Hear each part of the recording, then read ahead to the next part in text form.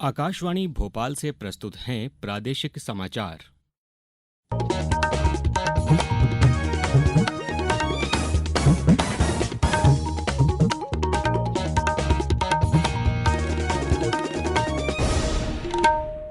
नमस्कार, समाचारों के साथ मैं अभिषेक कटियार। सबसे पहले इस बुलेटिन के मुख्य समाचार। प्रधानमंत्री नरेंद्र मोदी ने कहा कि वे 2047 तक विकसित भारत के लिए सभी समस्याओं का चाहते हैं समाधान। प्रदेश में भरे जाएंगे खाली पद। पीएससी 3 वर्ष के खाली पदों को एक ही वर्ष में भरेगी। केंद्रीय संचार मंत्री ज्योतिरादित्य सिंधिया ने अशोकनगर रेलवे स्टेशन पर 13 ट्रेनों के प्रायोगिक ठहराव का किया शुभारंभ। और प्रदेश में कड़ाके की ठंड से मिल सकती है 2-3 दिन राहत। अब समाचार विस्तार से। प्रधानमंत्री नरेंद्र मोदी ने आज जोर देकर कहा कि वे 2047 तक विकसित भारत के लिए सभी समस्याओं का समाधान चाहते हैं। उन्होंने कहा कि सरकारी योजनाओं का 100% कार्यान्वयन होना चाहिए। उन्होंने इसे सामाजिक न्याय और धर्मनिरपेक्षता का सच्चा स्वरूप बताया। प्रमुख उद्यमी निखिल कामत को दिए गए एक साक्षात्कार में श्री मोदी ने यह बात कही। करीब 2 घंटे के साक्षात्कार में प्रधानमंत्री ने अपनी जीवन यात्रा, शिक्षा, राजनीतिक करियर, प्रबंधन कौशल और अन्य पहलुओं पर चर्चा की।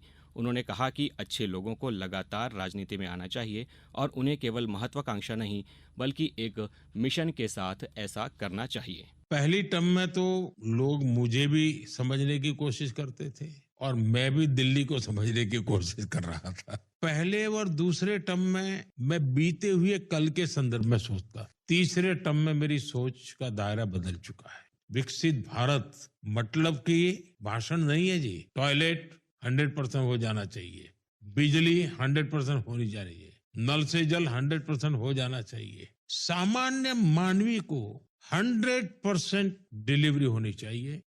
राष्ट्रपति द्रौपदी मुर्मू ने आज कहा कि प्रवासी भारतीय वैश्विक समुदाय के सामने भारत की एक सही तस्वीर पेश करते हैं। राष्ट्रपति मुर्मू ने कहा कि भारतीय प्रवासियों ने चिकित्सा और प्रौद्योगिकी सहित सभी क्षेत्रों में उत्कृष्ट प्रदर्शन किया है। राष्ट्रपति आज दोपहर भुवनेश्वर के जनता मैदान में 18वीं प्रवासी भारतीय दिवस सम्मेलन के समापन समारोह को संबोधित कर रही थीं। राष्ट्रपति ने अपने संबोधन से पहले विभिन्न क्षेत्रों में उत्कृष्टता के लिए भारतीय प्रवासियों के प्रतिष्ठित सदस्यों को प्रवासी भारतीय सम्मान भी प्रदान किया। मुख्यमंत्री डॉक्टर मोहन यादव ने कहा है कि राज्य सरकार प्रदेश में बैकलॉग के पदों को भरने जा रही है। पीएससी के अंतर्गत गत 3 वर्ष के जो पद हैं उनको एक ही वर्ष में 3 अलग अलग परीक्षा कराकर भरने का निर्णय भी लिया गया है। मुख्यमंत्री ने कहा कि युवा दिवस के अवसर पर 12 जनवरी को प्रदेश की लाडली बहनों को जनवरी माह की अनुदान राशि का अंतरण शाजापुर के काला पीपल से किया जाएगा। उन्होंने कहा कि युवाओं को उन्नति और प्रगति के सभी अवसर प्राप्त हों, इस उद्देश्य से राज्य सरकार युवा दिवस सहित बहुआयामी गतिविधियां संचालित कर रही है। मैं एक बात आपको और बताना चाहूंगा कि पीएससी के भी पिछले 3 वर्ष के अलग अलग प्रकार की परीक्षा इसी वर्ष कराते हुए हम सभी प्रकार के युवाओं की प्रतिभाओं को मौका देने का निर्णय कर रहे हैं। और युवा शक्ति मिशन के माध्यम से 12 जनवरी से जो हमने अपना अभियान लिया है, खास करके लाडली बहनों की राशि का वितरण भी शाजापुर जिले के काला पीपल तहसील से हम कर चारों सेक्टर में समान रूप से सरकार काम कर रही। राज्यसभा की सूचना और संचार प्रौद्योगिकी प्रबंधन पर स्थायी समिति ने पहली बार कटनी शहर का दौरा किया। समिति की अध्यक्षता राज्यसभा सांसद और समिति के अध्यक्ष निरंजन बिस्सी ने की। यहां हुई बैठकों में सार्वजनिक सेवाओं को सशक्त बनाने और नागरिकों के डेटा सुरक्षा को मजबूत करने के लिए तकनीकी प्रगति के उपयोग पर मुख्य रूप से जोर दिया गया। इस अध्ययन दौरे की शुरुआत 9 जनवरी को हुई और यह कल तक जारी रहेगा। इसमें राज्यसभा सांसद गुलाम अली तथा राज्यसभा के संयुक्त सचिव डॉक्टर कुशल पाठक सहित अन्य सदस्य सम्मिलित हुए। सागर जिले के इंदिरा गांधी इंजीनियरिंग कॉलेज के मैदान पर चल रही अग्निवीरों की भर्ती के लिए शारीरिक परीक्षा में 42 जालसाज अभ्यर्थी पकड़े गए हैं। सेना के अधिकारियों ने दस्तावेज परीक्षण में इनको पकड़ा है। इनमें से कई ने आधार कार्ड मार्कशीट में अपनी जन्म स्थिति बदल दी थी तो कई ने अपना पता ही बदल डाला था। सेना के अधिकारियों द्वारा दस्तावेज जब्त कर इनको भर्ती प्रक्रिया से बाहर कर दिया गया। ग्वालियर सेना भर्ती कार्यालय के डायरेक्टर कर्नल पंकज कुमार ने बताया कि ऐसे उम्मीदवारों को ब्लैक लिस्ट किया गया है। अब समाचारों में वक्त है एक ब्रेक का। ये समाचार आप आकाशवाणी मध्य प्रदेश से सुन रहे हैं। ये समाचार बुलेटिन YouTube पर Madhya Pradesh news all India radio channel पर और फेसबुक के साथ ही एक्स प्लेटफॉर्म पर AIR न्यूज भोपाल पेज पर सुने जा सकते हैं। इसके अलावा आप हमारी वेबसाइट newsonair.gov.in पर या न्यूज ऑन AIR ऐप पर भी समाचार सुन सकते हैं। समाचारों में पुनः एक बार आपका स्वागत है। केंद्रीय संचार एवं उत्तर पूर्वी क्षेत्र विकास मंत्री ज्योतिरादित्य सिंधिया ने आज भोपाल मंडल के अशोकनगर रेलवे स्टेशन पर 13 ट्रेनों के प्रायोगिक ठहराव और बीना गुना मेमू स्पेशल ट्रेन का रुठियाई स्टेशन तक विस्तारित सेवा का विधिवत शुभारंभ किया।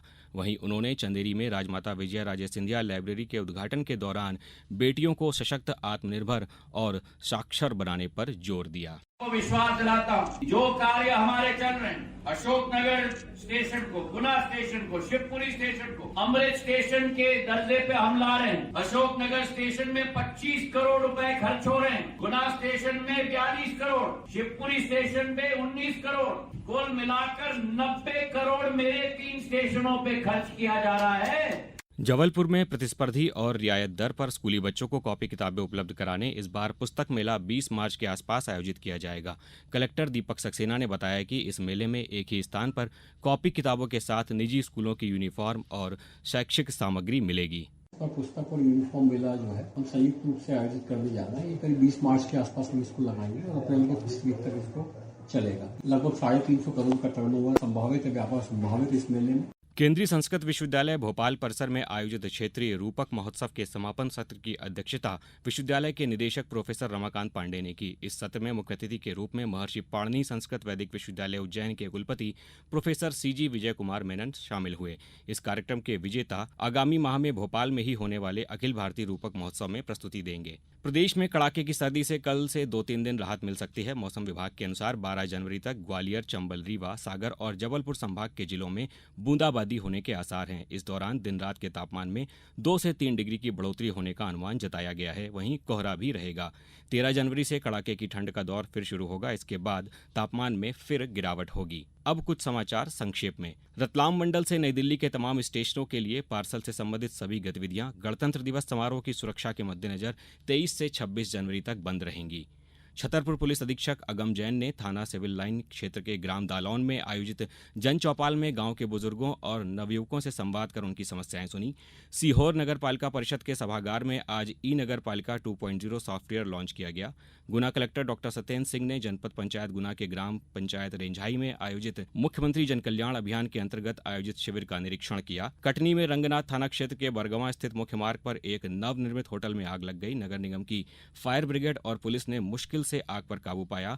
भोपाल के खजुरी सड़क इलाके स्थित बाईपास पर आज एक निजी कॉलेज की बस में पीछे से एक ट्रक ने टक्कर मार दी।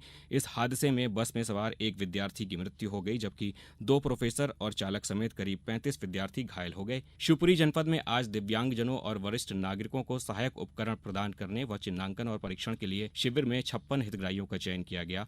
देवास जिले में 31 जनवरी सड़क सुरक्षा माह मनाया जा रहा है। इसके तहत आज देवास शहर में परिवहन विभाग, खाद्य विभाग व यातायात विभाग द्वारा संयुक्त चेकिंग अभियान चलाया गया। अंत में मुख्य समाचार एक बार फिर।